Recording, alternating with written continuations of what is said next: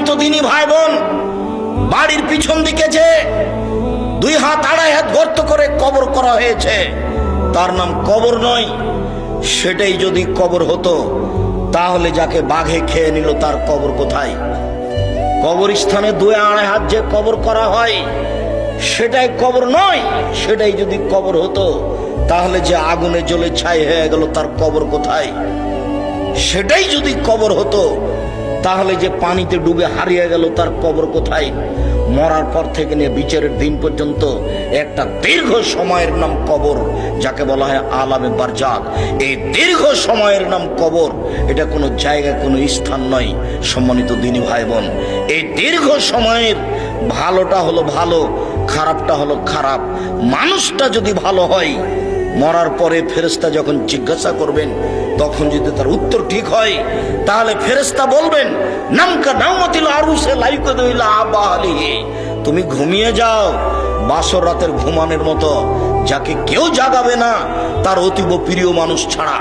তুমি ঘুমিয়ে যাও বাসর রাতের ঘুমানোর মতো, যাকে কেউ জাগাবে না অতীব প্রিয় মানুষ ছাড়া। যখনই তাকে ঘুমাবে, ঘুম থেকে জাগাবে, তখনই সে একটু কষ্টবোধ মনে করে বলবে, এখনই তো মাত্র ঘুমালাম, কেমন হয়ে গেল, এখনই তো ঘুমালাম, কেন আমাকে এভাবে উঠানো হলো? তার এরকম একটা পরিবেশ থাকবে। অথচ সে লোকটা কবরে ঘুমিয়ে আছে 4000 বছর থেকে, 10,000 বছর থেকে। তার মানে ভালো মানুষের কবরে থাকার সময়সীমা হলো বাসর রাতের সমান। তা 2 ঘন্টা হতে পারে, 2.5 ঘন্টা হতে পারে, 3 ঘন্টা হতে পারে। এটা হলো ভালো মানুষের কবরের সময়সীমা। আর যারা খারাপ মানুষ, তারা তো আপনাকে আর আমি কি দিয়ে বুঝাই? কবরের শাস্তিকে স্বপ্নের মতো বলা যেতে পারে। আপনি পাশে বসে আছেন, আপনার ভাই শুয়ে আছে, ঘুমিয়ে আছে, গোখরা সাপ তাকে দংশন করছে, সে বাপরে মারে করে চিৎকার করে পালিয়ে যাচ্ছে ঘুমের ঘরে।